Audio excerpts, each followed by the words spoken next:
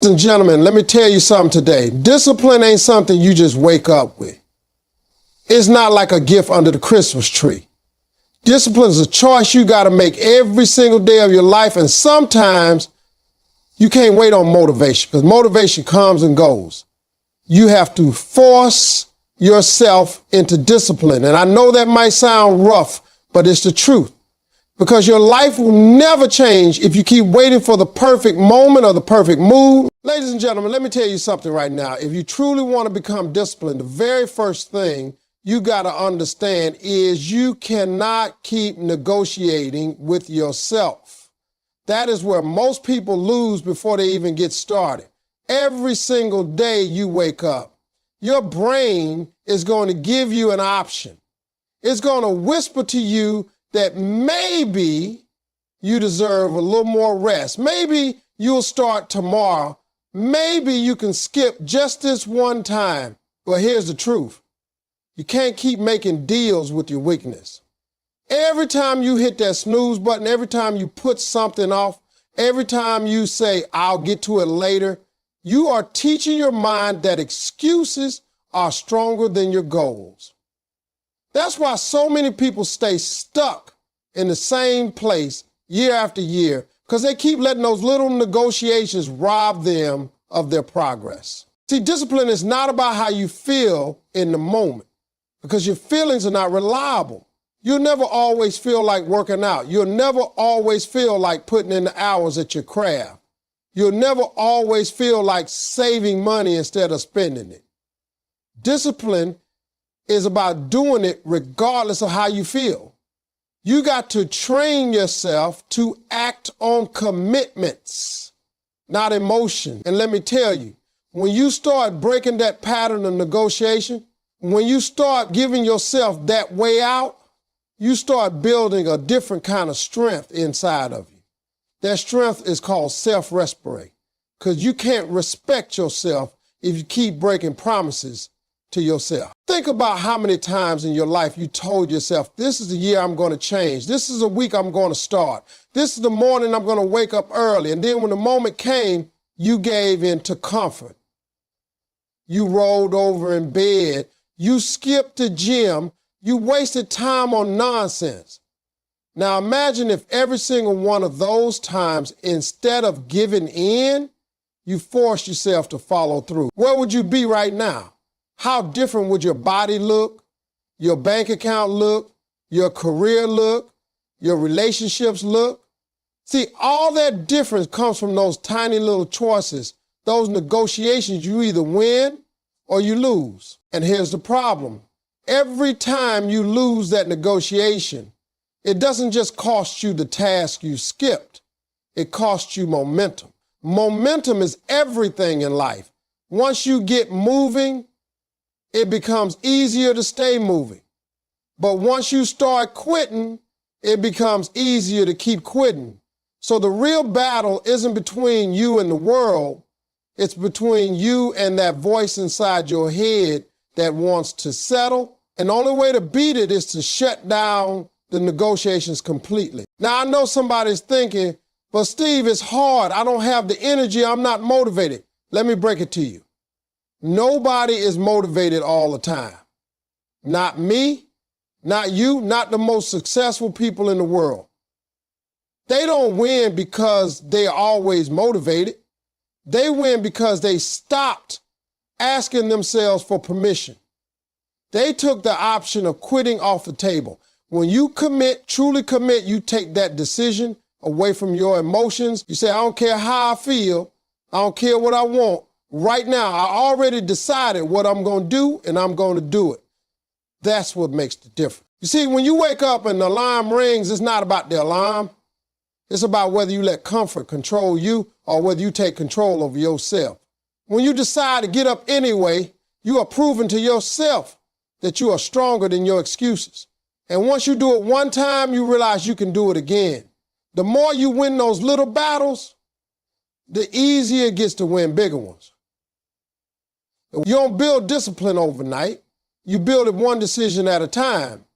And the first decision you got to make is to stop negotiating with your weakness. Ladies and gentlemen, let me tell you something about discipline that people overlook. Most folks think discipline is about these big, heroic actions, like running 10 miles out of nowhere or working nonstop for hours. But that's not how real discipline gets built. Real discipline is born out of small habits. Things you do every single day until they become part of who you are. You can't climb a mountain in one leap. You climb it step by step. And that's exactly how you've got to approach your growth. Too many people keep looking at the whole mountain and get overwhelmed so they don't even take the first step.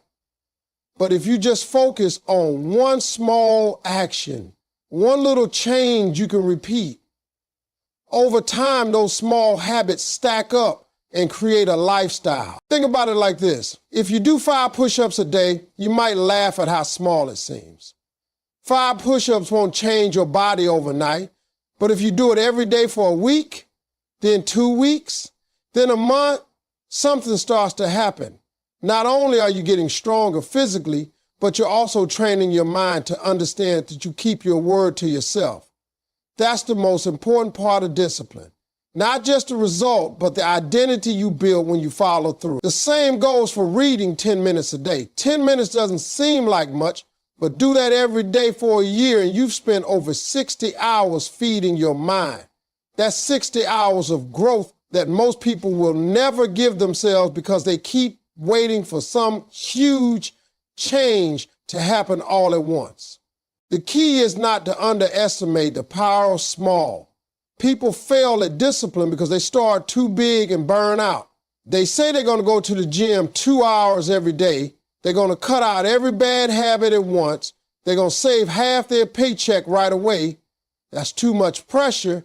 And when they slip, they feel like they failed, so they give up altogether. But if you start small, something you cannot excuse yourself out of, you win every day. Winning builds confidence, and confidence builds consistency.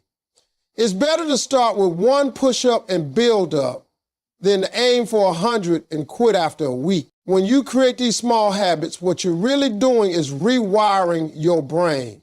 You're showing your brain that you are someone who takes action. You're rewriting the story you tell yourself about who you are. Most people's story is, I can't stick with anything, I always quit, I never follow through. But every time you do something small consistently, you start telling yourself a new story. I do what I say I'll do, I keep my commitments, I'm the kind of person who finishes. That new story is the foundation of discipline. Once you believe that about yourself, bigger habits become possible because you trust yourself to follow through. And let me tell you, the beautiful thing about small habits is that they compound. Just like money in a bank account earns interest, your actions earn interest too. You save a little money consistently, and one day you look up and realize you've built a safety net. You practice your craft 15 minutes every day, and one day you look up and realize you're skilled at something people admire. It didn't happen because you made one giant move. It happened because you made 1,000 small ones that added up. The secret is to stop waiting for the perfect day to change everything and instead decide on one habit you can stick to no matter what. Don't say, I'll start when I have more time or I'll start when I'm ready. Start with what you have right now. If you can only give 5 minutes, give 5 minutes. If you can only do a little, do a little. That little action is worth more than a whole plan you never execute. Discipline doesn't live in the big moments. It lives in the small daily choices. And when you stack enough of those choices, you create a life that's built on strength, not excuses. Ladies and gentlemen, if you want to understand discipline, you got to understand something most people don't even notice. Discipline is not just about what you're willing to do, it's about what you're willing to stop doing. See, success doesn't just come from addition, it also comes from subtraction. And the truth is, so many of you could already be further ahead if you weren't so tied up with distractions that steal your time, steal your focus, and steal your energy. The hardest part of being disciplined isn't always the work you have to put in. It's the comfort you have to walk away from. Think about how much of your day gets wasted on things that don't serve your future. Hours spent scrolling through social media, flipping from one video to the next, watching somebody else live their life instead of building your own. Time spent gossiping, complaining, or sitting around with people who don't even want to grow. That's not harmless entertainment, that's theft. Every minute you spend caught up in distractions is a minute you could never get back. And those minutes add up to hours, those hours add up to days, and before you know it, you've lost years of your life to things that left you with nothing in return. Discipline means you've got to make hard choices about your environment. If the television is always on, you got to turn it off.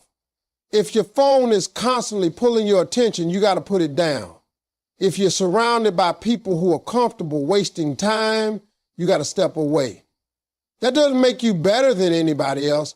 It just means you respect your time enough not to waste it.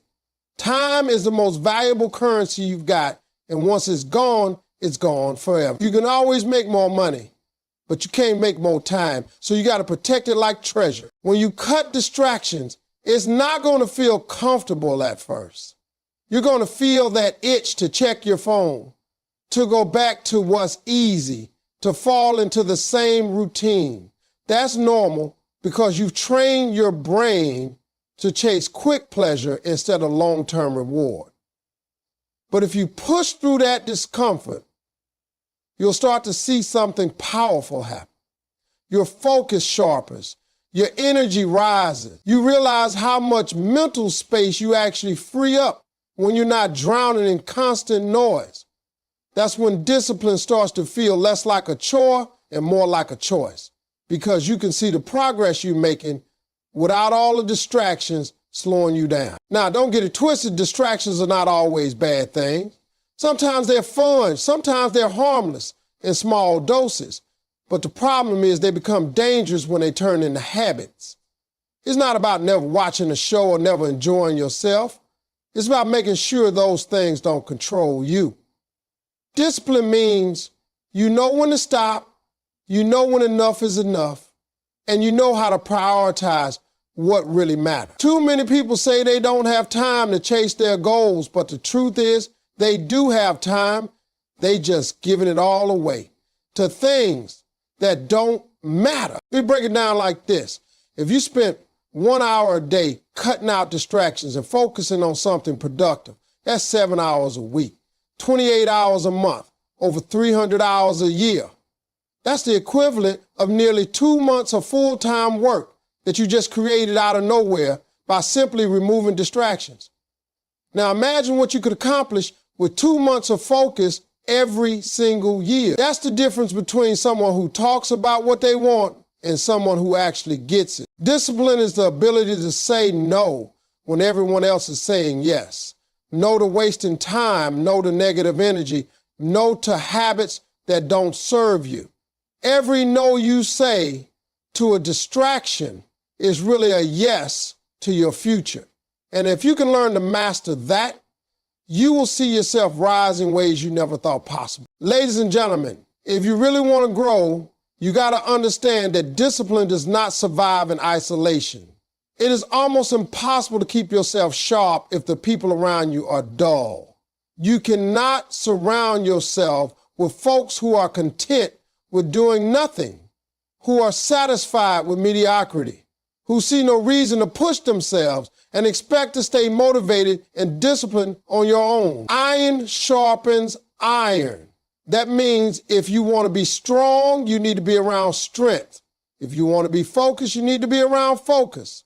Discipline thrives in the right environment, and the right environment usually involves accountability. Accountability is powerful because it puts a weight on your word. See, it's easy to break a promise when you only made it to yourself, but when somebody else is watching, when somebody else expects you to follow through, that pressure pushes you to do better.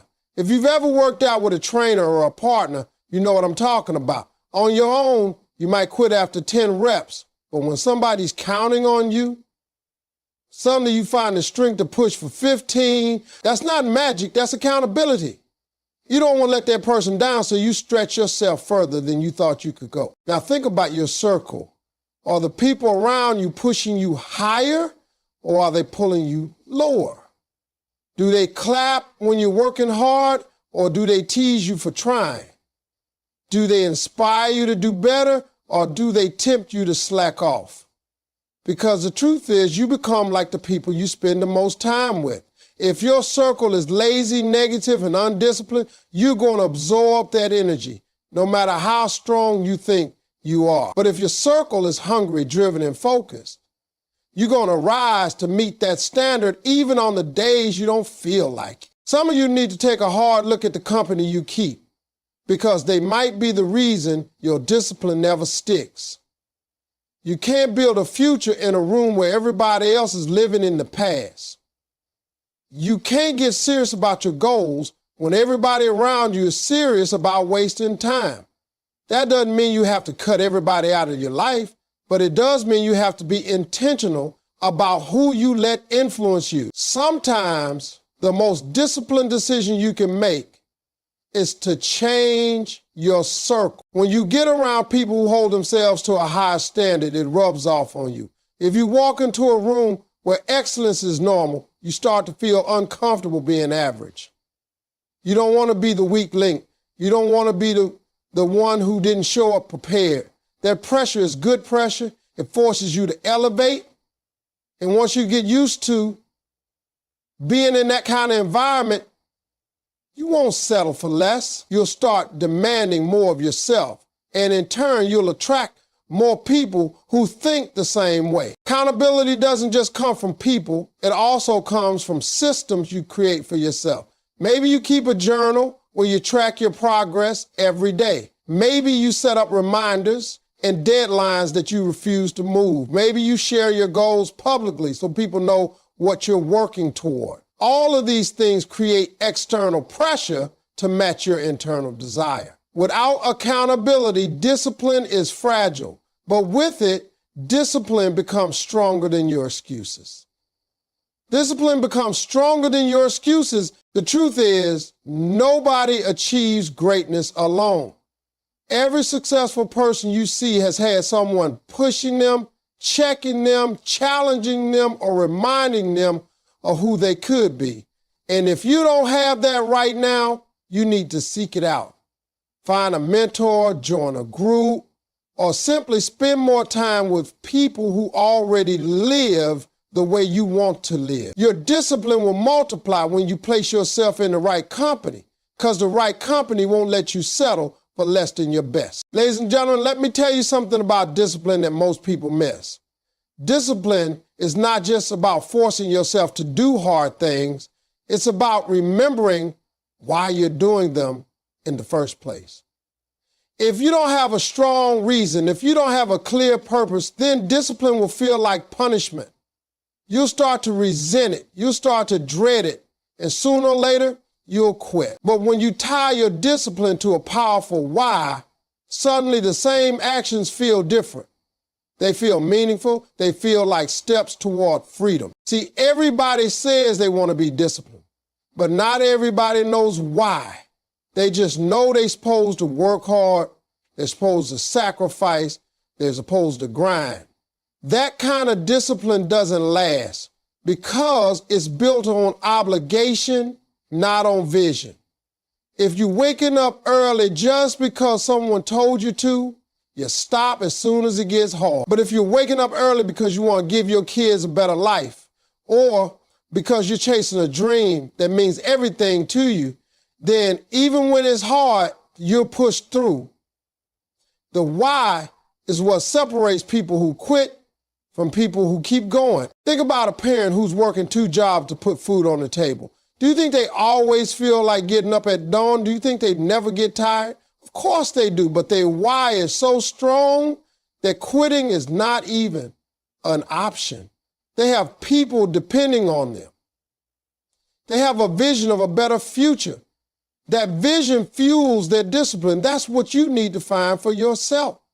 What is it in your life that's worth suffering for? Because discipline is sacrifice. And if the sacrifice doesn't feel worth it, you won't stay consistent. Maybe your why is your family. Maybe you want to break a generational cycle of struggle. Maybe you want to be the one who changes the story, who leaves something behind for the next generation. Every time you feel like slacking, you remind yourself, I'm not just doing this for me, I'm doing it for them. That thought alone can give you the strength to get back up when you want to lay down. Maybe your why is freedom. Maybe you're tired of being stuck in the same financial situation, tired of answering to a boss you don't respect, tired of feeling trapped. Discipline becomes easy when you can picture the freedom that's going to buy you. When you save money, when you build skills, when you invest your time wisely, you're not just suffering, you're building your way out. Every sacrifice is buying a little more freedom. And that thought keeps you going when you want to stop. Or maybe your why is simply becoming the best version of yourself. You know deep down that you were created for more than just surviving, that you've got gifts inside of you that deserve to be developed. Discipline is what unlocks those gifts. Without discipline, your potential stays locked up, but with it, you get to see who you really are. And when you start to live up to that version of yourself, the pride you feel in who you've become is worth every hard day. The thing about your why is that it has to be personal. Nobody else can give it to you. Nobody else can hand you a reason strong enough to carry you through the tough times. You have to sit with yourself and figure it out. And once you do, once you grab hold of that reason, you've got to keep it in front of you every single day. Write it down, say it out loud, put it where you can see it. Because the days will come when you're tired, when you're unmotivated, when you just don't feel like it. On those days, your why is the only thing strong enough to pull you through. Ladies and gentlemen, one of the biggest mistakes people make when it comes to discipline is that they sit around waiting to feel ready. They wait for the perfect day, the perfect mood, the perfect moment, like discipline is going to sneak up and knock on their door. Let me tell you, if you're waiting for perfect conditions, you're never going to move. There is no perfect time to start. Life will always give you a reason to wait. You'll always be too busy, too tired, too scared, too unsure. If you're looking for excuses, you'll never run out of them. Discipline is about acting anyway, moving anyway, showing up anyway. You don't get disciplined by thinking about it, you get disciplined by doing. The truth is, action creates discipline. People think discipline comes first, but it doesn't. Nobody wakes up one day with a full tank of discipline just because they wish for it. The only way you get discipline is by taking action before you feel ready. The first time you wake up early, when you wanted to sleep in, the first time you go to the gym, when you didn't feel like it, the first time you save money instead of spending it, that's when you start to build discipline. Every action you take without waiting for perfect conditions strengthens your ability to do it again. If you sit around waiting to feel motivated, you're going to be waiting for the rest of your life. Motivation is unreliable. It comes and goes. Some days you'll feel like you can take on the world, and some days you feel like you can't even take on yourself. But discipline doesn't care about your feelings. Discipline is showing up when you don't feel like it. And the crazy thing is, once you take action, motivation often shows up after. You go to the gym, you get moving, and suddenly you feel good about it. You sit down to work, you make progress, and suddenly you're in the zone. That's because action creates momentum, and momentum creates motivation. Waiting is a trap because the more you wait, the harder it gets to start. You tell yourself, I'll start Monday. Then Monday comes and you push it to next week. Then next week becomes next month. Before you know it, a year has gone by and you're in the exact same place. But if you start now, even small, you're already ahead. Starting imperfectly today will get you further than starting perfectly someday, because someday usually never comes. Think about people who succeed. They didn't start when it was convenient. They didn't start when all the conditions were lined up. They started in the middle of the storm. They started with doubt in their mind, with fear in their heart, with obstacles in their way. The difference is they didn't wait. They acted. And because they acted, they built the strength they needed along the way. That's how discipline is born. Not from comfort, but from movement in the middle of discomfort. You have to stop thinking discipline is about feeling ready. It's not about readiness, it's about decision. You decide that no matter how you feel, you're going to act. You decide that no matter what's going on around you, you're going to move forward. You decide that you're done letting life happen to you and you're going to start happening to life. That decision followed by action is what forces discipline into your system. It's like pushing a heavy boulder. At first, it's stuck. It doesn't move. It feels impossible. But you put your shoulder into it. You push with everything you got. And eventually it shifts. The moment it shifts, it gets easier to push again. That's discipline. It feels heavy at first because you're starting cold. But once you get moving, once you create momentum, it becomes easier to keep going. The hardest part is always the start. And the start will never feel perfect.